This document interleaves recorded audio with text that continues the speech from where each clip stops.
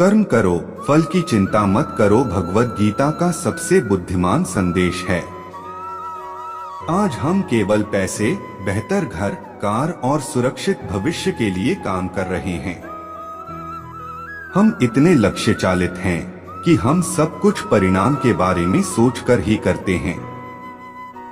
यह एक ऐसी चीज है जिससे हमें बचना चाहिए, केवल इसलिए कि यदि अपेक्षाएं पूरी नहीं होती हैं, तो दर्द अवश्यंभावी है।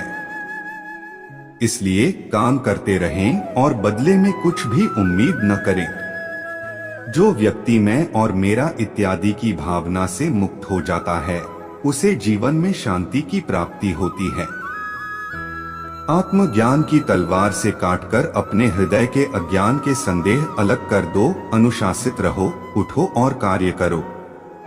जिस प्रकार से प्राकृतिक मौसम में बदलाव आता है, ठीक उसी प्रकार से जीवन में भी सुख दुख आता रहता है।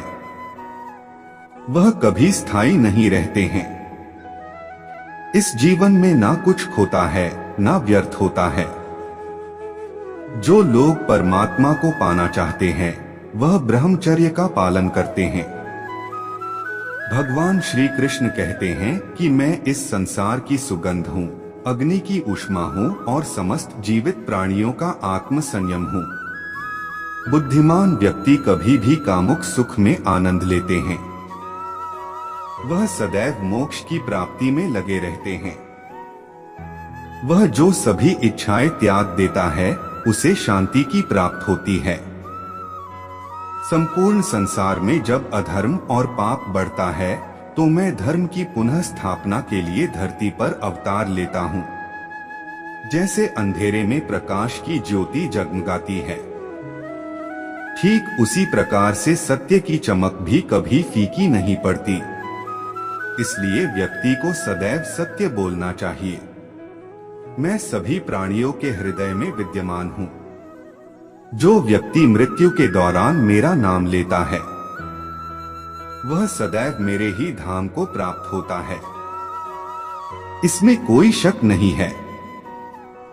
ऐसा कुछ भी नहीं, चेतन या अचेतन, जो मेरे बिना अस्तित्व में रह सकता हो। परिवर्तन ही इस संपूर्ण संसार का नियम है। इसलिए व्यक्ति को कभी अपने वर्तमान पर घमंड नहीं करना चाहिए। जिसने जन्म लिया है, उसकी मृत्यु निश्चित है और मृत्यु के पश्चात पुनर्जन्म भी निश्चित है। मनुष्य का संपूर्ण शरीर 5 तत्वों से मिलकर बना है: अग्नि, जल, वायु, आकाश और पृथ्वी। और अंत में उसके शरीर को इन्हीं 5 तत्वों में ही विलीन हो जाना है। व्यक्ति को अपने आप को सदैव ईश्वर को समर्पित कर देना चाहिए। तभी वह दुखों, चिंता और परेशानियों से मुक्त रह सकता है। प्रत्येक बुद्धिमान व्यक्ति को क्रोध और लोभ त्याग देना चाहिए, क्योंकि इससे आत्मा का पतन होता है।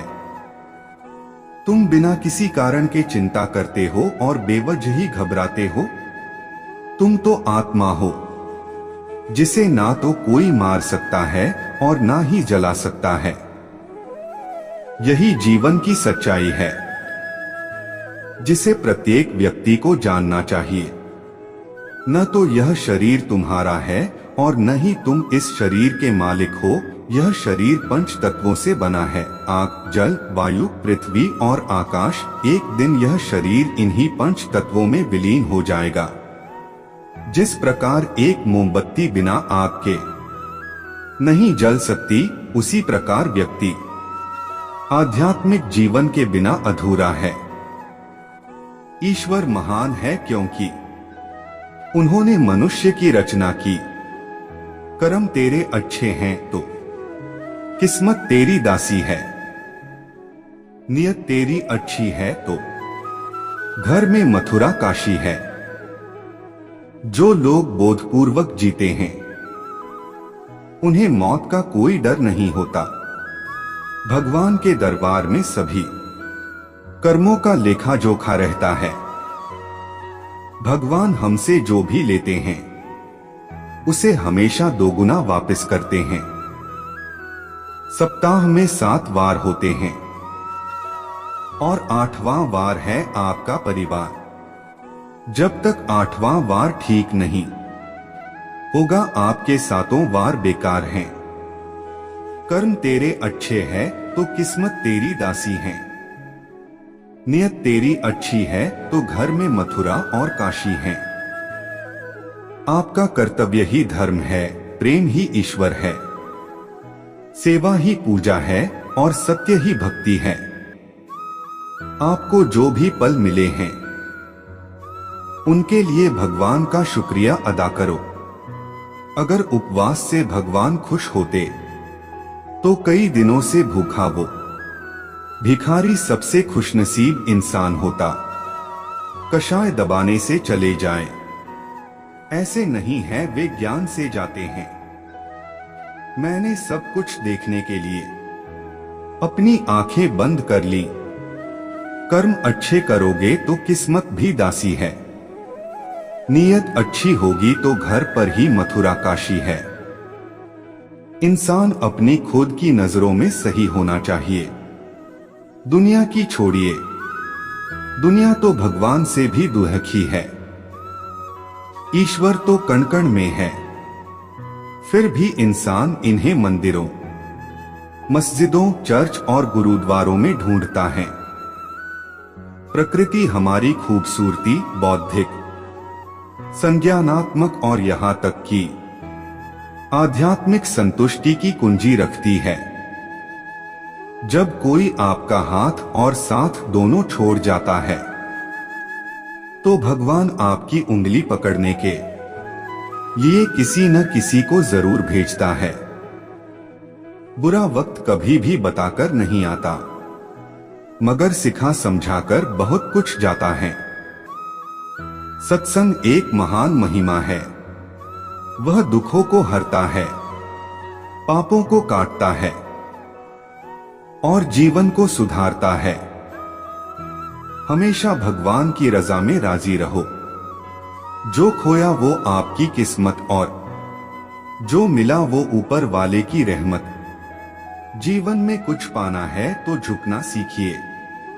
कुएं में उतरने वाली बाल्टी झुकती है, तभी पानी लेकर आती है। किसी को नुकसान पहुंचाना भी पाप है और किसी को कमजोर बनाना भी पाप है। खूबसूरती दिल और जमीर में होनी चाहिए।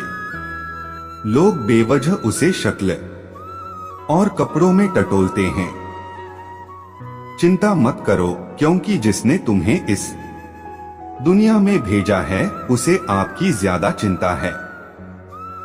दूसरों का भला कीजिए, लाभ होगा, क्योंकि भला का उल्टा लाभ होता है। दूसरों पर दया करोगे तो सदा याद किए जाओगे, क्योंकि दया का उल्टा याद होता है। आत्मा को निरंतर साफ करते रहें, दुनिया को निरंतर माफ करते रहें, परमात्मा को निरंतर याद करते रहें।